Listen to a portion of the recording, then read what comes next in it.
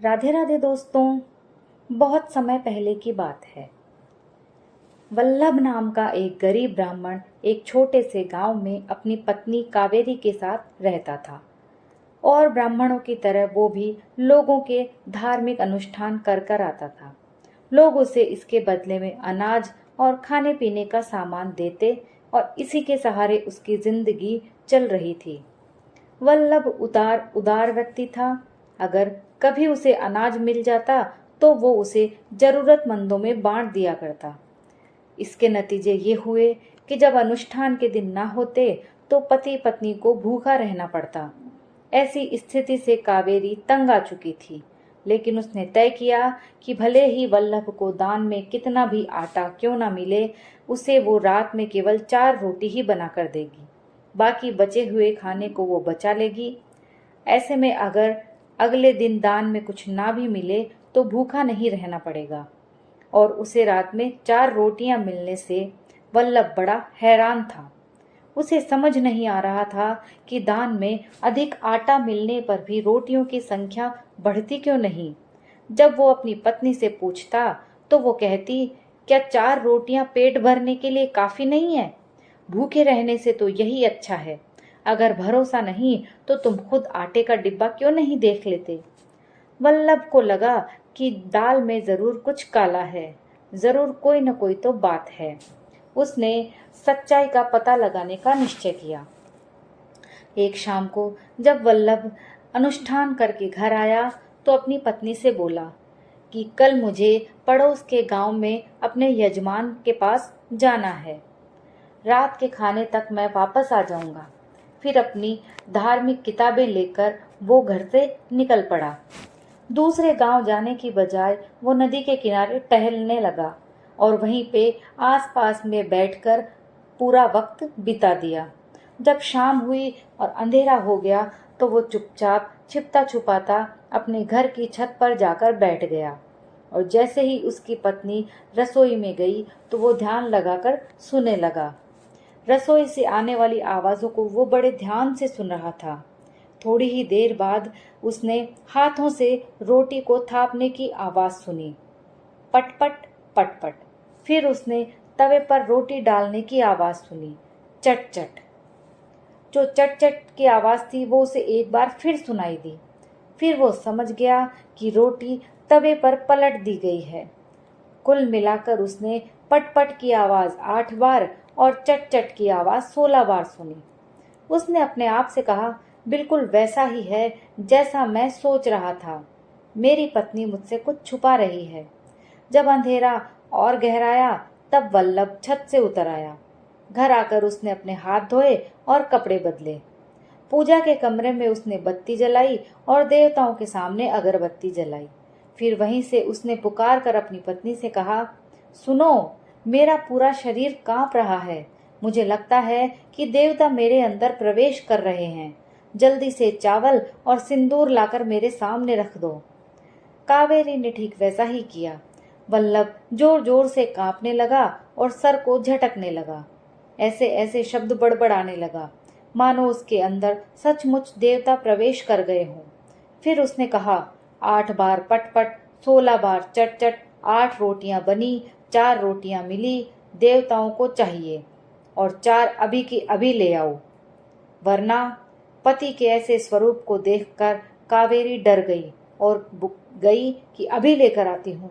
ये कहकर रोटियां लाने दौड़ी और 8 रोटियां पति के सामने रख दी। फिर वल्लभ ने अपने शरीर में कुछ और झटके दिए। फिर वो दिखाने के लिए कि देवता उसके शरीर को छोड़ चुके हैं, उसने अपने हाथों और पैरों को तानकर सीधा किया। अपने सामने 8 रोटियों को देखकर उसने कहा, ओह प्रिय, आज तो मेरी दावत है। उसने जी भर कर खाना खाया और फिर कहा, किसी से ना कहना कि देवता ने मेरे अंदर प्रवेश किया था।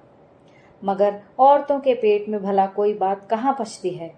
कावेरी अगली सुबह जब पानी भरने कुएं पर गई तो उसकी सहेलियां भी थी।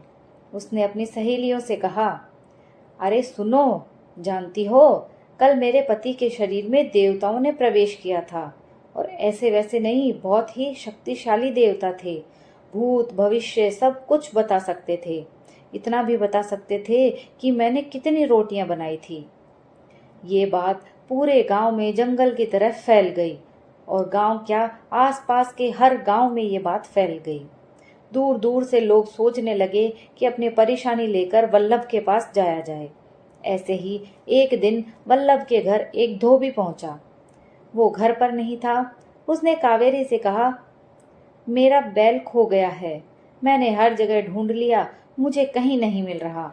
मेहरबानी करके आप अपने पति से कहें कि वे अपनी शक्तियों का प्रयोग करके मेरा बैल ढूंढ दें। कावेरी ने उससे दूसरे दिन आने के लिए कहा। शाम को जब वल्लभ घर पहुंचा तो कावेरी ने ये बात बताई। इस खबर को फैलाने में तुमने जरा भी समय बर्बाद नहीं किया। पूरे गांव में ये खबर फैल गई और गांव क्या, दूसरे गांवों में भी फैल गई। मैं जानता था कि तुम ऐसा ही करोगी। उसने अपनी पत्नी को डांटा और दूसरे ही दिन वो धोबी के बैल की खोज में निकल पड़ा। हर जगह ढूंढने के बाद वो उसे गन्ने के खेत में मिला। बहुत रात हो चुकी थी। जब वो थका मांदा घर पहुंचा तो अगली सुबह धोबी आया। वल्लभ माथे पर चंदन का लेप लगाए पालथी मारकर बैठा हुआ था। उसे देखते ही गणित लगाना शुरू कर दिया, यानी उसने भविष्यवाणी की प्रक्रिया शुरू कर दी। फिर उसने कांपना शुरू किया और चावल के कुछ दाने को हवा में उछालते हुए कहा, 8 बार पटपट, 16 बार चटचट, गन्ने के खेत में जाओ, अपना बैल पाओ। धोबी ये सुनते ही भागा भागा गन्ने के खेत में गया। गन्ने के खेतों में उसे अपना बैल मिल गया। वो बहुत खुश हुआ और वल्लभ की प्रशंसा करता हुआ वो अपने घर की तरफ निकल पड़ा। कुछ दिनों बाद एक और आदमी आया। उसे अपना घोड़ा खोने का गम था। उसने वल्लभ से निवेदन किया कि मेरा घोड़ा खो गया है, कृपया मेरा घोड़ा ढूंढ दीजिए। वल्लभ ने उसे दूसरे दिन आने को कहा और वल्लभ घोड़े को खोजने के लिए तुरंत निकल पड़ा। वो फटने को आई, तब जाकर घोड़ा उसे रास्ते पर भटकता हुआ दिखाई दिया। उसने अनुमान लगाया कि ये वही घोड़ा है। उसने हरे घास के मैदान में घोड़े को एक खूंटे से बांध दिया और फिर खुद घर की तरफ निकल पड़ा।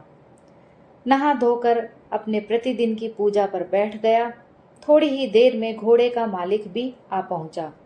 अब वल्लभ ने कांपना शुरू किया और फिर जोर से बोला, 8 बार पटपट, 16 बार चटचट, बैल मिला था गन्ने के खेत में, तुम्हारा घोड़ा चर रहा है घास के मैदान में, जाओ जाकर ले आओ। उस आदमी को अपना घोड़ा मिल गया और इस तरह वल्लभ की ख्याति चारों तरफ फैल गई। अब ऐसा हुआ कि उस राज्य की राजकुमारी का हार खो गया। बहुत ढूंढने पर भी कहीं नहीं मिला। तब किसी ने राजा को वल्लभ और उसकी शक्तियों के बारे में बताया। राजा ने तुरंत अपने आदमियों को वल्लभ को बुलाने के लिए भेजा। वल्लभ ने राजा के आदमियों को जब अपने दरवाजे पर देखा तो उनसे आने का कारण पूछा। उन्होंने बताया कि राजकुमारी का बहुमूल्य हार खो गया है और राजा ने तुम्हें वो हार का पता लगाने के लिए दरबार में बुलाया है। ये जानते ही वल्लभ सचमुच कांपने लगा और अंदर आकर वो अपनी पत्नी को डांटने लगा कि इसमें पूरी तरह से तुम्हारी गलती है। मुझे बेल मिल गया, घोड़ा मिल गया, पर क्या मुझे राजकुमारी का हार मिलेगा? और भगवान से प्रार्थना करने लगा कि हे प्रभु, अब मैं क्या करूं, सब कुछ तुम्हारे हाथ में है। ये कहता कहता अपनी पत्नी से कहने लगा कि अब तुम भी प्रार्थना करो कि मैं सही सलामत वापस आ सकूं। ये कहकर वो दरबार के लिए चल पड़ा। वल्लभ को राजा के सामने पेश किया गया। राजा ने वल्लभ से कहा, हमारी राजकुमारी का बहुमूल्य हार खो गया है।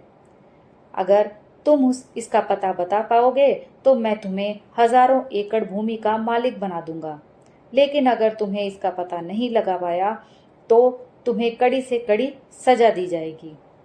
राजा ने तो अपना आदेश सुना दिया, लेकिन ये सुनकर वल्लभ के चेहरे का रंग उड़ गया। सर झुका के वो इतना ही कह पाया कि जैसी महाराज की इच्छा। अब राजमहल के एक कमरे में उसके ठहरने की व्यवस्था कर दी गई, मगर उसके लिए तो ये कमरा जेल से भी ज्यादा बदतर था। उसके पास हार ढूंढने का कोई उपाय नहीं था और न ही वहां से भाग जाने का। वो सोचने लगा, हार ना ढूंढ पाया तो अगली सुबह मेरी मौत निश्चित है। ऐसे मुंह से उसे कैसे नींद आती। तभी उसे बाहर से किसी औरत की आवाज आई। उसने सुना कि वो औरत किसी दूसरी औरत से कह रही थी, अरे निरूरी, तुम्हें रानी साहिबा ने बुलाया है। वल्लभ भी डर के मारे वो ही शब्द बड़बड़ाने लगा, आओ निरूरी, जल्दी से आ जाओ, तुम्हारे आ जाने से हम सो जाएंगे, आज तुम्हारी अंतिम रात है, आओ निरूरी, जल्दी से आ जाओ।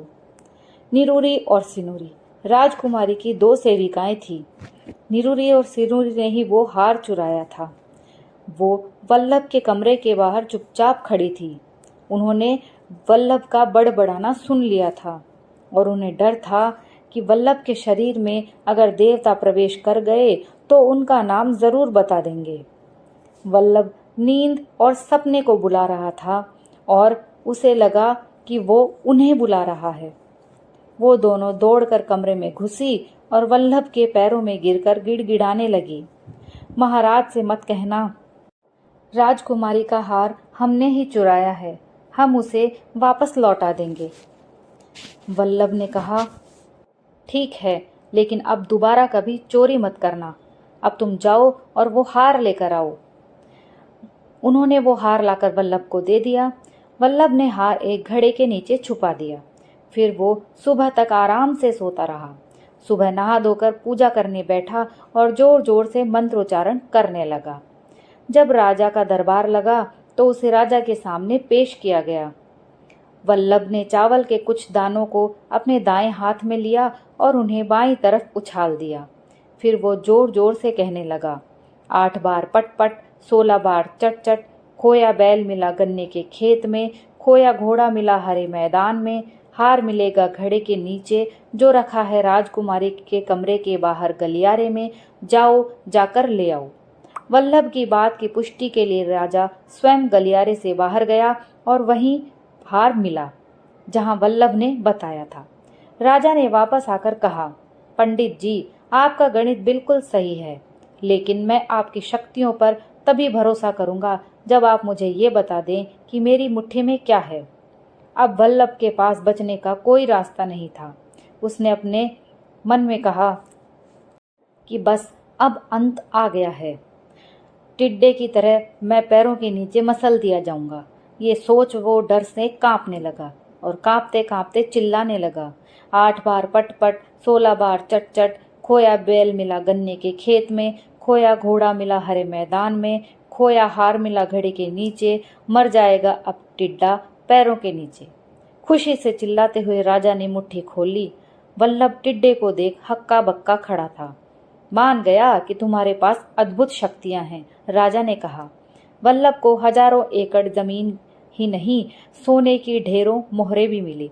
खुशी खुशी वो घर पहुंचा और पत्नी से कहा, ऊपर वाली की दया से अब हमारे पास बहुत कुछ है, लेकिन देवता अब कभी ना आएंगे।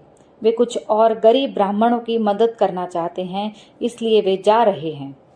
उसकी पत्नी ने कहा, कोई बात नहीं, कम से कम अब हमें भूखा तो नहीं मरना पड़ेगा। दोस्तों, कहानी यहीं समाप्त होती है। आपको कहानी कैसी लगी प्लीज़ कमेंट करके ज़रूर बताइए। कहानी को लाइक और शेयर कीजिए और अगर आप मेरे चैनल पर नए हैं तो प्लीज़ चैनल को सब्सक्राइब कर लीजिए। कहानी सुनने के लिए आप सभी का बहुत बहुत धन्यवाद।